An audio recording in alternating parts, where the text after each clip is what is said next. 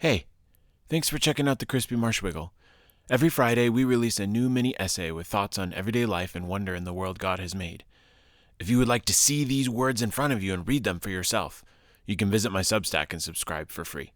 And now, please silence your cell phones. Today's essay is about to begin. I learned this from C.S. Lewis, Edition 1. Glory is weighty.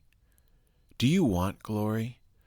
Your instinct is probably to shy away from answering yes to this question.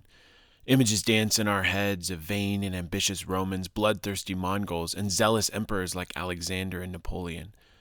We take off in the other direction, wanting to be humble saints who renounce all this world has to offer. We don't want to be blazing like the noonday sun. There's a sign of God's grace here. Do not love the world or anything in the world. 1 John 2:15. Do not love the world's glory. But there is another glory, a glory that overshadows the world's glory like the sun overshadows a flickering single light bulb in a dark basement. God is full to the brim with glory, and his glory burns hot. This glory overflows onto his children, and we find ourselves covered in glory, shinier than a new Cadillac fresh off the lot. That glory is the real deal. That is the glory we pursue with far more vigor and ambition than Genghis Khan or Julius Caesar.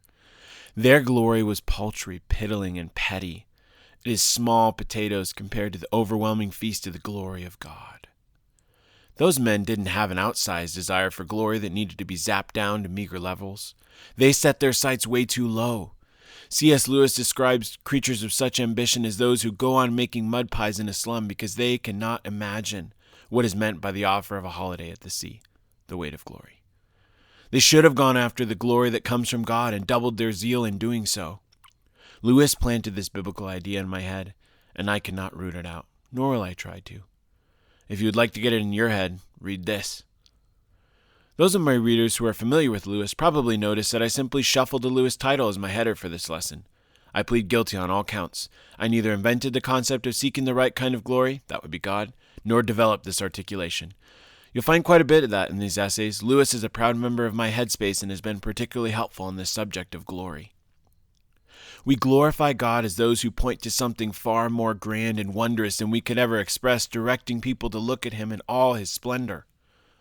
He glorifies us in raising us up, bringing us into a stratosphere where we have no right to be through our own merit. He glorifies us. He pours out glory from his majestic, abounding stores. You are going to shine like the noonday sun. Psalm 37:6. Your salvation is going to burn like a torch. Isaiah 62:1. Pretty crazy, isn't it? I hope this idea floods in your head, kind of like that noonday sun. Redouble your efforts and go after the glory. Read The Weight of Glory and dive in head first. Seek to glorify God with every fiber of your being and bask in the glory that he has placed on you.